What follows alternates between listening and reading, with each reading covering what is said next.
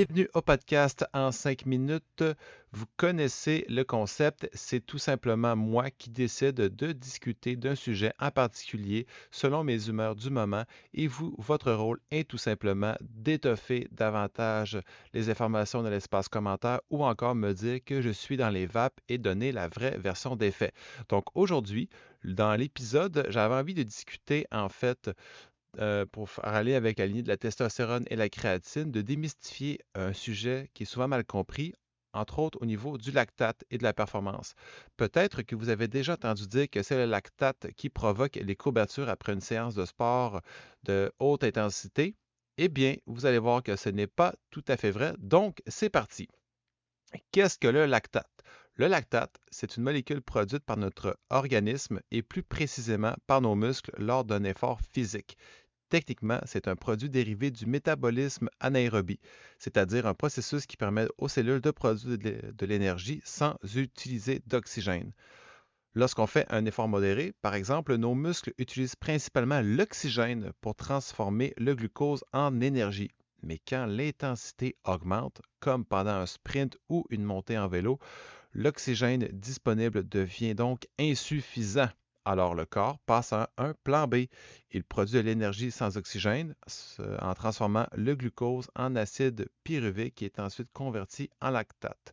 Il est maintenant temps de parler de certains mythes qu'on entend parler par rapport au lactate. Le mythe numéro un est que le lactate cause les courbatures. C'est faux.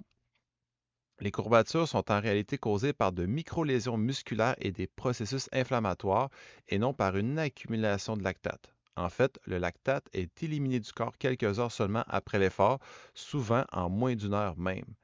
Mais alors, à quoi ça sert le lactate? Eh bien, c'est là que ça devient intéressant. Le lactate n'est pas un déchet comme on l'a longtemps cru, c'est même une source d'énergie secondaire. Une fois produite, cette énergie peut être recyclée par le foie via le cycle de Cori ou encore vers le cycle de Krebs aussi. Pour ceux qui veulent étoffer davantage, je vous invite à le faire pour redevenir en glucose. Il peut aussi être utilisé directement par d'autres organismes ou d'autres organes, comme le cœur ou même le cerveau. Par exemple, chez un marathonien ou un cycliste de haut niveau, une grande partie du lactate produit est immédiatement réutilisé comme carburant par les muscles moins actifs ou bien oxygénés. C'est ce qu'on appelle le lactate shuttle ou navette lactate. Seuil de lactate et performance. Dans l'entraînement sportif, on parle souvent du seuil de lactate. C'est le point à partir duquel la concentration de lactate dans le sang augmente rapidement, signe que le corps commence à passer en mode anaérobie. Connaître ce seuil est très utile pour les athlètes, car il permet d'optimiser les zones d'entraînement. On peut travailler juste en dessous pour améliorer l'endurance ou au-dessus pour gagner en puissance. Par exemple, un coureur amateur pourrait faire des tests en laboratoire pour déterminer que son seuil de lactate se situe à 12 km/h.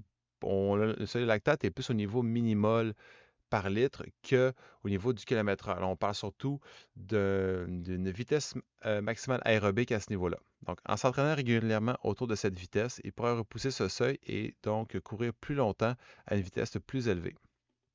Quand le lactate devient un problème, ça, c'est le prochain sujet. Donc, attention cependant, si le lactate s'accumule trop rapidement et que le corps n'arrive plus à l'éliminer, cela peut mener à une acidose lactique. C'est rare, mais cela peut arriver dans certains cas médicaux, notamment chez les patients atteints de maladies métaboliques graves ou dans certaines situations d'urgence comme un choc septique.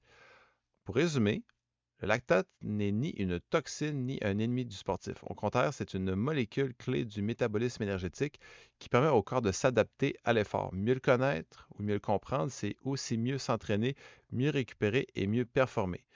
Merci de m'avoir écouté. Comme je vous l'ai dit, s'il manque des informations ou si vous voulez tout simplement me dire que je suis dans l'erreur et donner les vrais faits par rapport au lactate, ben, je vous invite dans l'espace commentaire de m'en faire part. Ça va me faire plaisir d'en apprendre davantage sur le sujet. Donc, je vous remercie à tous et on se voit à la prochaine pour un nouvel épisode du podcast en 5 minutes.